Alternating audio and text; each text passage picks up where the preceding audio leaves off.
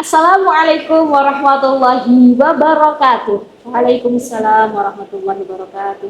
Bismillah, alhamdulillah, assalatu wassalamu ala rasulillah, la hawla wa la quwata illa billah amma ba'dah. Sahabat Fatayat dimanapun berada, jumpa lagi bersama saya Daning Iza dalam acara podcast Ramadan Sapa New Fatayat NU. Tidak terasa ya sahabat, kita sudah hampir berada di penghujung Ramadan. Rasanya baru kemarin kita gedebak-gedebuk menyiapkan sahur dan berbuka dan mempersiapkan apa saja dalam menyambut bulan suci Ramadan. Kemudian bulan suci Ramadan sudah kita lalui bersama dan kini kita sudah berada di minggu ketiga bulan suci Ramadan tahun 2026 ini. Semoga semangat kita tetap sama ya. Coba kita bayangkan, jika Ramadan tahun ini adalah Ramadan yang terakhir bagi kita, pasti di setiap ibadah kita, di setiap tarawih kita, tadarus kita, pasti akan lebih bermakna dan lebih khusyuk lagi. Insya Allah ngoten gini, ya betul Mbak Irma. Ya. Meskipun kita sudah hampir di penghujung Ramadan, tentunya masih banyak sekali amalan-amalan khusus di bulan suci Ramadan yang belum kita pahami bersama. Oleh karena itu, pada episode ketiga Sapa Ning Fatayat NU, PC Fatayat NU Kabupaten Blitar, yang hari ini kita bersama narasumber cantik kita, insya Allah solihah, beliau adalah Nimun Hidatul Aiza, yang akan membahas tentang amalan-amalan khusus di bulan suci Ramadan. Mohon penjelasannya nih. Bismillahirrahmanirrahim. Assalamualaikum warahmatullahi wabarakatuh. Waalaikumsalam warahmatullahi wabarakatuh. Bismillah, alhamdulillah, assalatu wassalamu ala rasulillah, la hawla wa la quwata illa billah. Sahabat Fatayat dan muslimin muslimat dimanapun berada, pada kesempatan kali ini yang akan kita bahas adalah amalan di bulan Ramadan. Bulan suci Ramadan adalah bulan yang mulia, yang paling mulia di antara bulan-bulan yang lainnya, di mana bulan yang penuh dengan keberkahan. Keberkahannya tidak hanya dirasakan oleh kaum Islam, kaum muslimin saja. Betul ya Mbak Irma? Ketika bulan suci Ramadan, kebutuhan itu biasanya meningkat. Iya. Otomatis yang merasakan keberkahannya bukan hanya umat Islam saja. Bahkan non-muslim yang lainnya itu juga bisa merasakan keberkahan daripada bulan Ramadan ini. Kemudian bulan Ramadan juga bulan yang mulia karena di dalam bulan Ramadan turunnya Al-Quran, yang mana Al-Quran diturunkan oleh Allah kepada Nabi Muhammad melalui malaikat Jibril sebagai petunjuk bagi manusia dalam menjalani kehidupannya, sehingga manusia bisa berjalan di jalan yang benar, yang diridhoi oleh Allah, dan mencapai kebahagiaan baik di dunia maupun di akhirat. Bulan Ramadan juga bulan yang mana pahala kita dilipat gandakan. Setiap amal kebaikan yang kita lakukan di bulan Ramadan, pahalanya akan dilipat gandakan daripada dilakukan di bulan-bulan selain bulan Ramadan. Dan masih banyak lagi kemuliaan, kebaikan yang kita dapatkan di bulan Ramadan ini. Dan juga diturunkannya malam Lailatul Qadar. Nah, itu juga adanya hanya di bulan Ramadan. Itulah kenapa bulan Ramadan selalu menjadi bulan yang dinanti-nantikan oleh setiap umat muslim, untuk menambah amal solihnya, mencari bekal sebanyak-banyaknya untuk dibawa ketika besok menghadap Allah Subhanahu wa Ta'ala. Kemudian amal-amal apa yang dilakukan di bulan Ramadan? Baik, yang pertama ada amalan utama. Tentu di bulan suci Ramadan ini kita diwajibkan untuk berpuasa Ramadan, yang mana hukumnya adalah fardu ain ya. Fardu ain artinya kewajiban yang harus dilakukan oleh setiap umat muslim. Itu. Kemudian ada sholat tarawih. Sholat tarawih juga adanya hanya di bulan suci Ramadan, yang tidak ada di bulan-bulan yang lainnya. Tentu banyak kebaikan, banyak pahala yang kita dapatkan ketika kita menjalankan sholat tarawih. Dan disunahkan semenjak Khalifah Umar itu menghimbau kepada umat Islam untuk melaksanakan sholat tarawih secara berjamaah. Memang sebelumnya sholat tarawih itu dilakukan secara sendiri-sendiri. Kemudian sahabat Umar melihat suatu masjid di pojokan sana ada sholat sendiri, kemudian berinisiatif untuk mengerjakan sholat tarawih itu secara berjamaah. Jadi ini adalah gagasan dari sahabat Umar bin Khattab ya, jadi seperti itu. Dan itu walaupun tidak dilakukan di zaman Nabi, nah itu yang oleh ulama yang disebut sebagai bid'ah yang hasanah ya, yang baik, dan itu tidak apa-apa selama itu tidak melanggar daripada ajaran agama Islam, dan banyak manfaatnya kalau dijalankan secara berjamaah dan berjamaah. Iya. Tambah syiarnya, tambah semangatnya. Kalau sholat sendiri mungkin kurang semangat ya, Mbak Irma. Tapi apalagi tahu rakaatnya banyak gitu, jadi tapi kalau dijalankannya secara berjamaah kan ada semangat, ada syiar Islam gitu di dalamnya, dan masih banyak manfaat yang lainnya. Kemudian amalan yang utama dilakukan di bulan Ramadan juga adalah memperbanyak membaca Al-Quran. Membaca Al-Quran walaupun di luar bulan Ramadan itu pahalanya sangat banyak. Satu huruf saja yang kita baca dari Al-Quran akan dibalas dengan 10 kebaikan oleh Allah Subhanahu wa Ta'ala. Kalau kita baca Alif Lam Mim, ada berapa huruf? 3.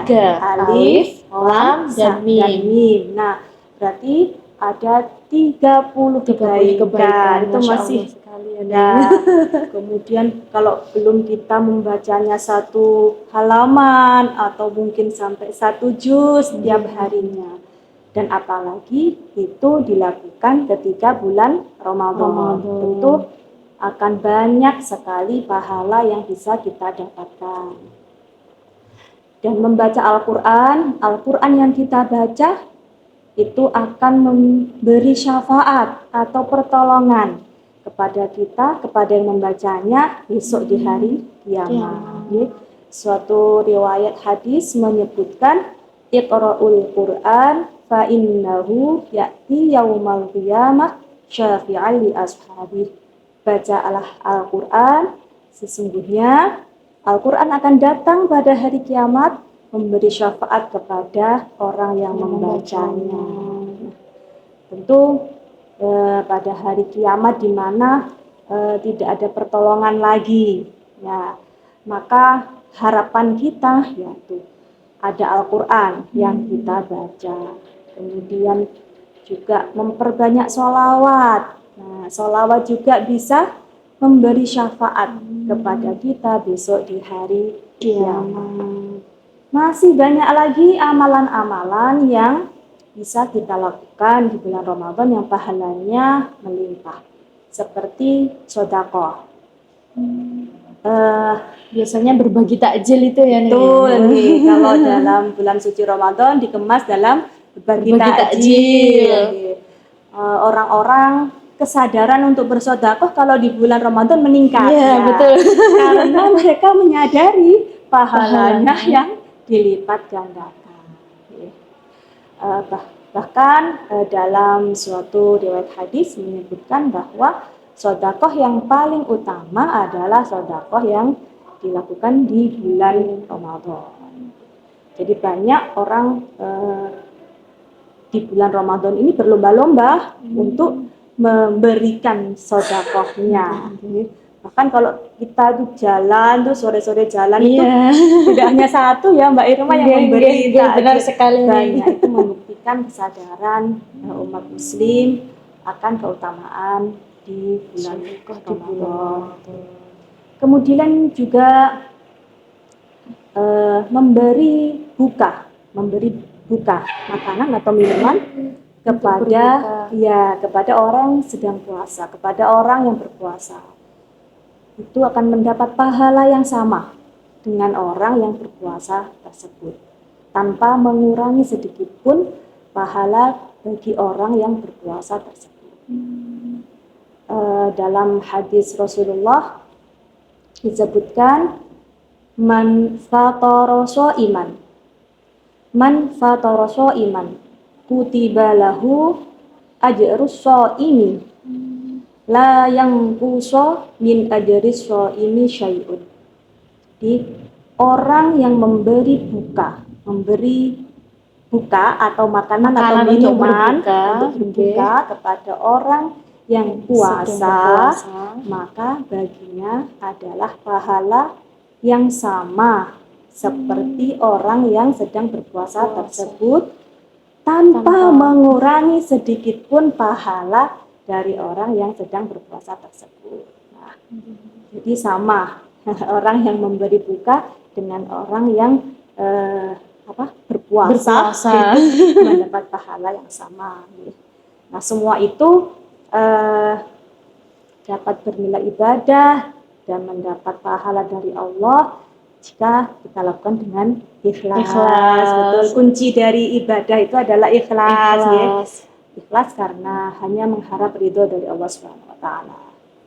Kemudian juga ada ibadah umroh. Nah, itu jika dilakukan di bulan Ramadan, maka pahalanya akan sama seperti haji bersama Rasulullah.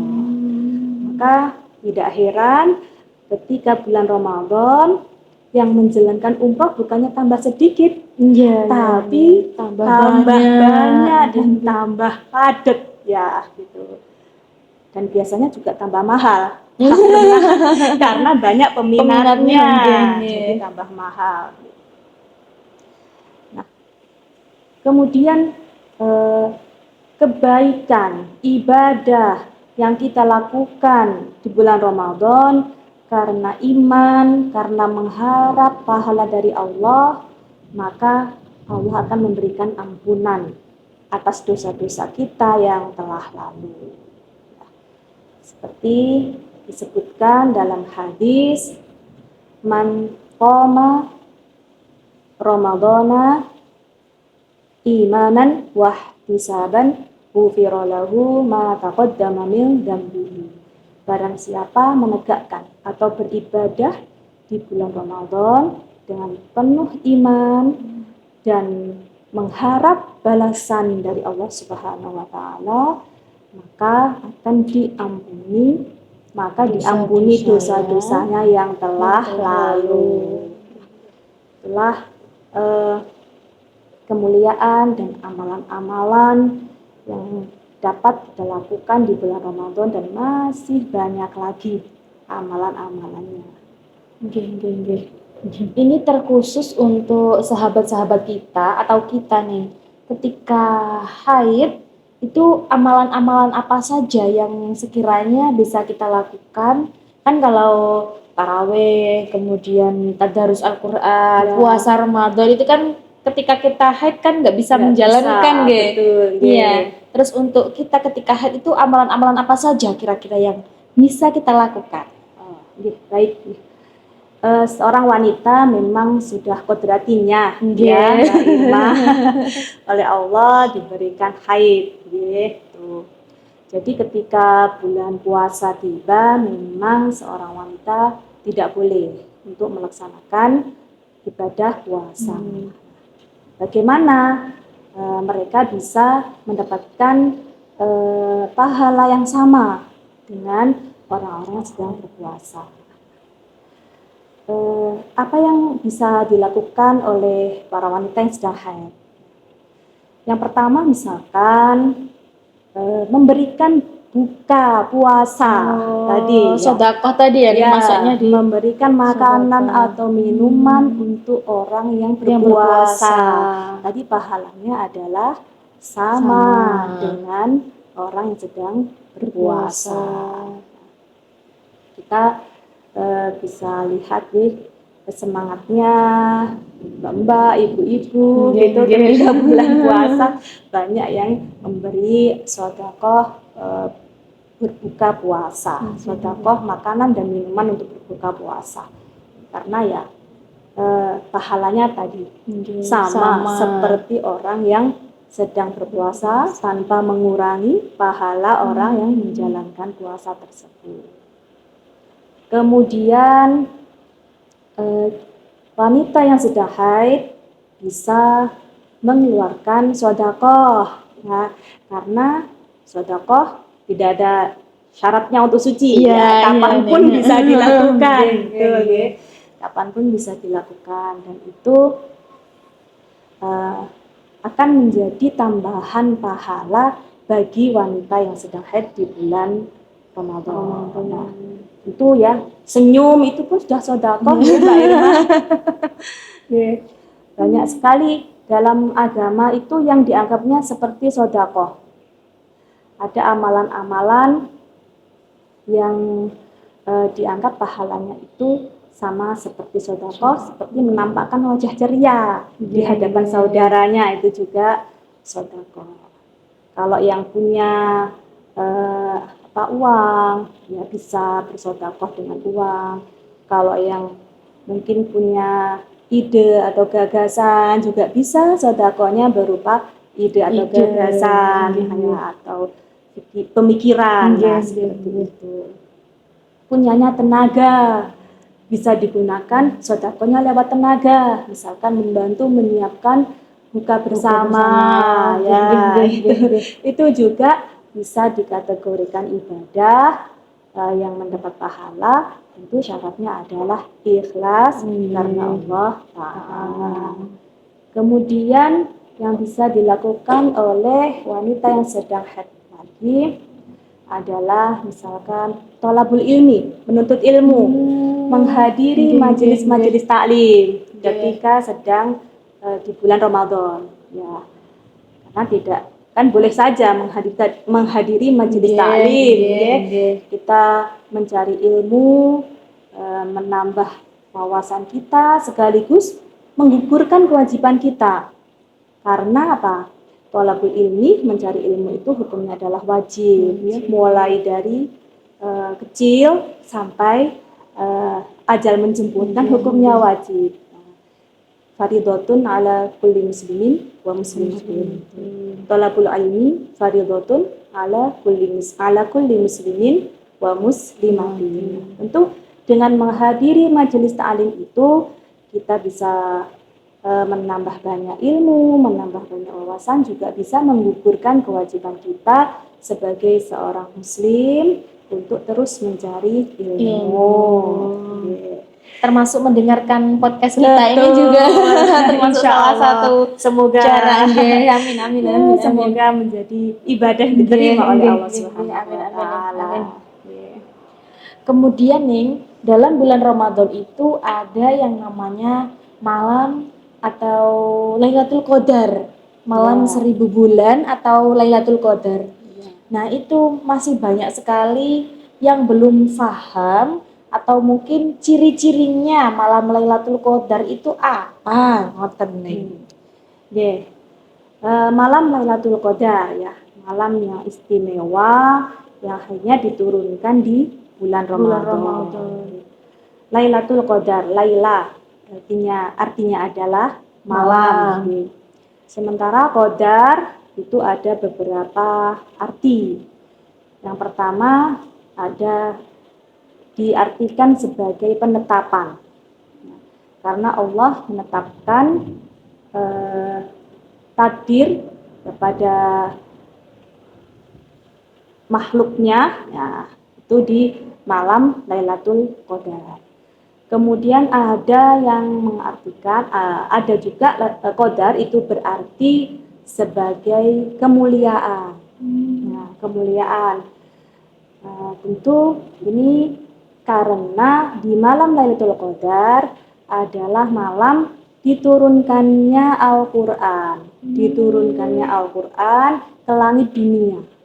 Ya. Kemudian diturunkan kepada Nabi Muhammad itu secara bertahap.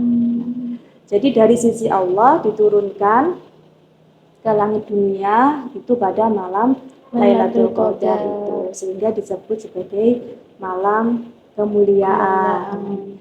Itu Al-Quran adalah mulia ya, kalamullah yang berisi petunjuk-petunjuk Allah kepada umat manusia supaya bisa menjalani hidupnya sesuai dengan jalan yang ditentukan Allah, mencapai kebahagiaan dunia dan akhirat. Kemudian yang ketiga, arti dari Qadar adalah sesak. Sesak. Kenapa sesak? Karena di malam itu para malaikat banyak yang turun ke bumi.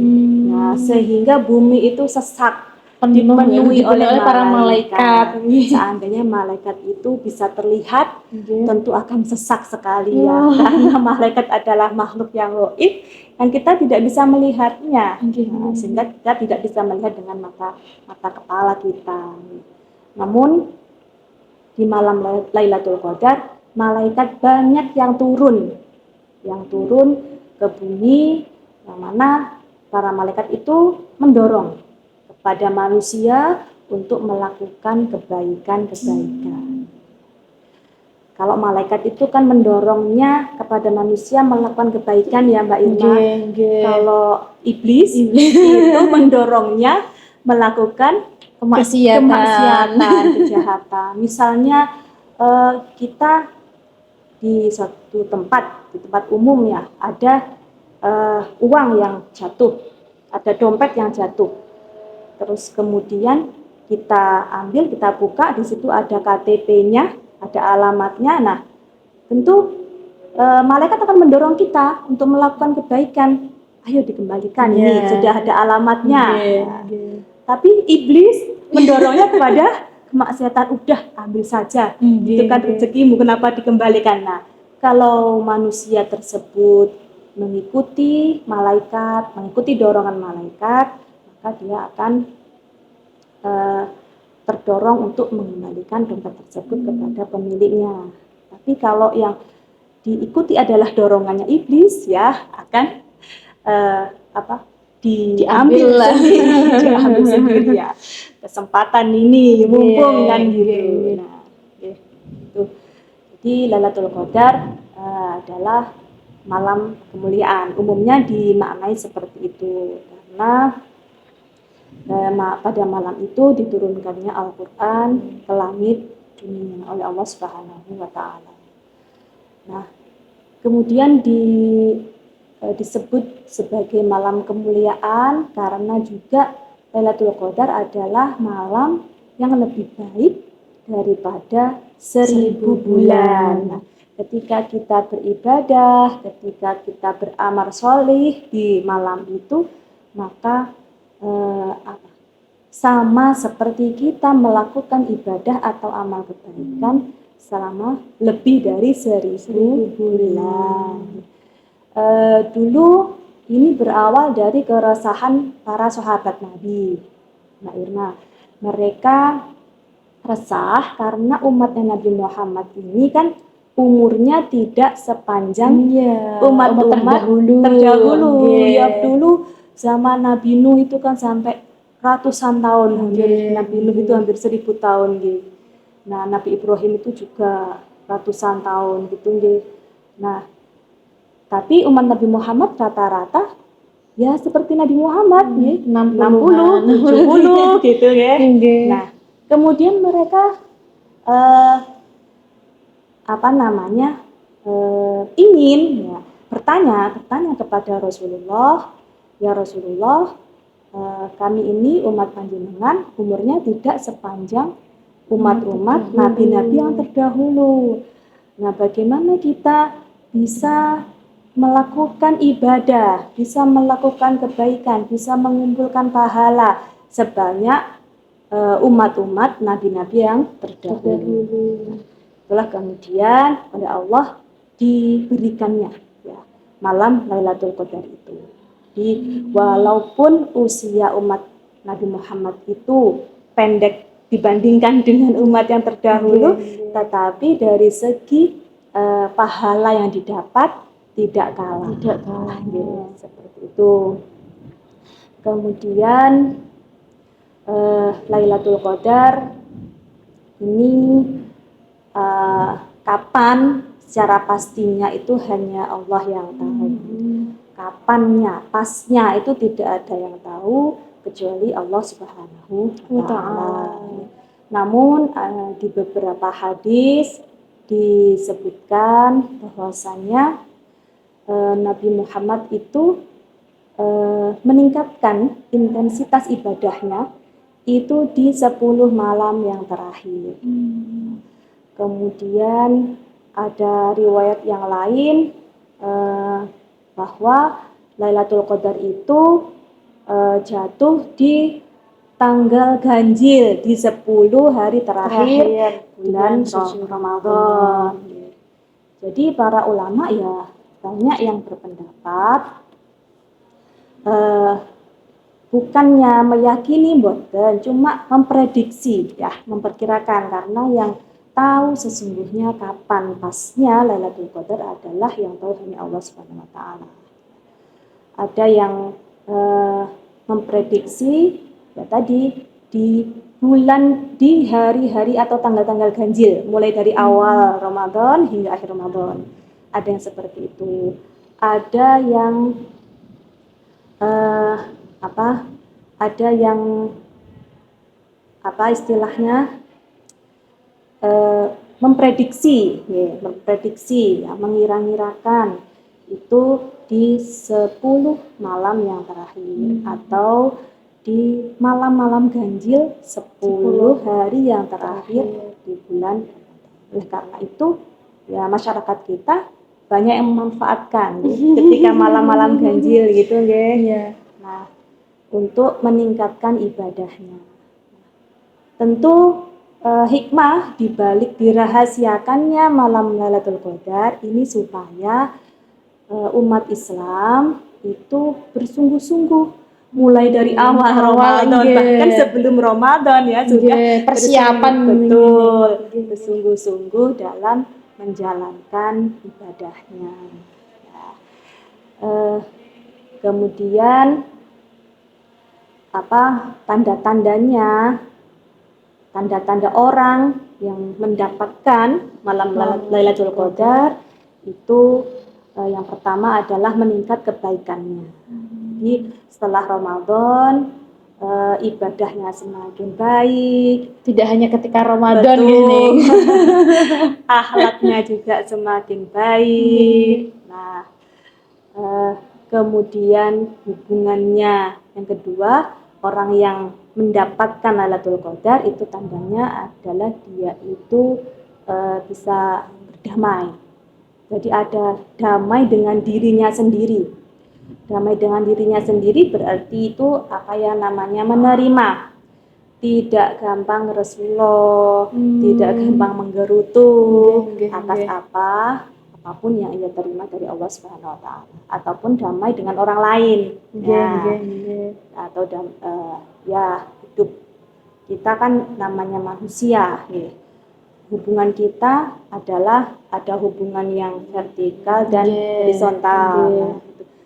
Jadi tanda-tanda orang yang mendapatkan Lailatul Qadar itu satu, dia itu meningkat kebaikannya, yang kemudian yang kedua dia akan damai dengan dirinya sendiri maupun damai dengan orang lain.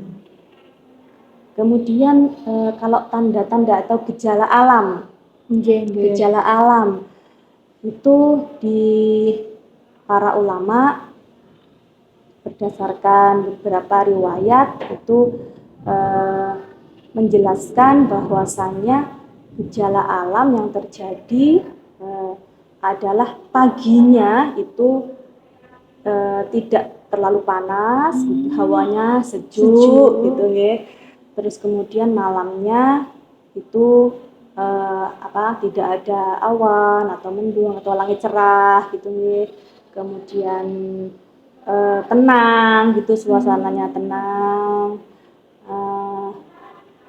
Tapi ini menurut Ibnu Hajar al-Asqalani, tanda alam yang seperti itu bukan pas atau sebelum Lailatul Qadar, sesudahnya. Oleh karena itu supaya manusia ini, umat muslim itu bisa persiapan di hari yang sebelumnya gitu nggih. Ya memang nggak hanya rajin di tanggal itu, waktu itu saja gitu nggih. Itu gejala alam itu adalah sesudahnya. Nah, jadi tidak ada yang tahu kapan pasnya datangnya malam Lailatul Qadar itu. Jadi hikmahnya tadi ya supaya kita dari awal hingga akhir di bulan Ramadan senantiasa berbuat baik karena ingin mendapatkan malam Lailatul Qadar. Alhamdulillahirabbil alamin, kita sudah menikmati penjelasan dari Ning Iza terkait kemuliaan bulan suci Ramadan dan amalan-amalan yang bernilai ibadah di bulan suci Ramadan.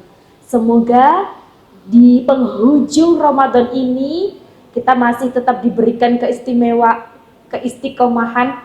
Semoga di penghujung Ramadan ini kita tetap diberikan keistiqomahan dalam beribadah nggih nih. Semoga kebaikan-kebaikan di bulan suci Ramadan tidak hanya berhenti di sini, melainkan nanti setelah Ramadan, Idul Fitri dan bulan-bulan selanjutnya, kebiasaan-kebiasaan yang kita lakukan di bulan suci Ramadan seperti tadarus, sedekah itu tetap bisa kita laksanakan. Ngoten nggih, semoga kita diberikan keistiqomahan. Amin.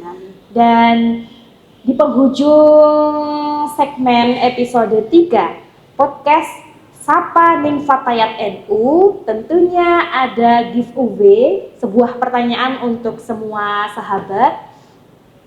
Pertanyaannya adalah, siapa yang memprakarsai sholat tarawih berjamaah?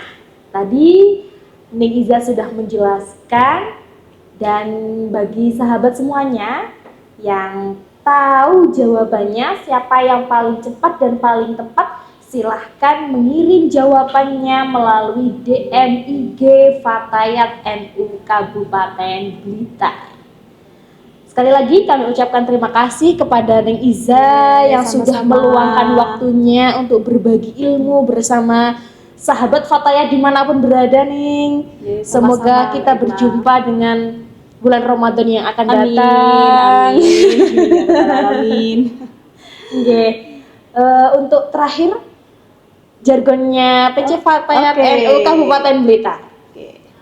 Fatayat NU Kabupaten Blitar, Fatayat kuat, keluarga hebat. Sampai jumpa di episode Sapa Ning Fatayat NU selanjutnya, dan kami mohon undur diri. Terima kasih atas segala perhatian dan mohon maaf atas segala kekhilafan.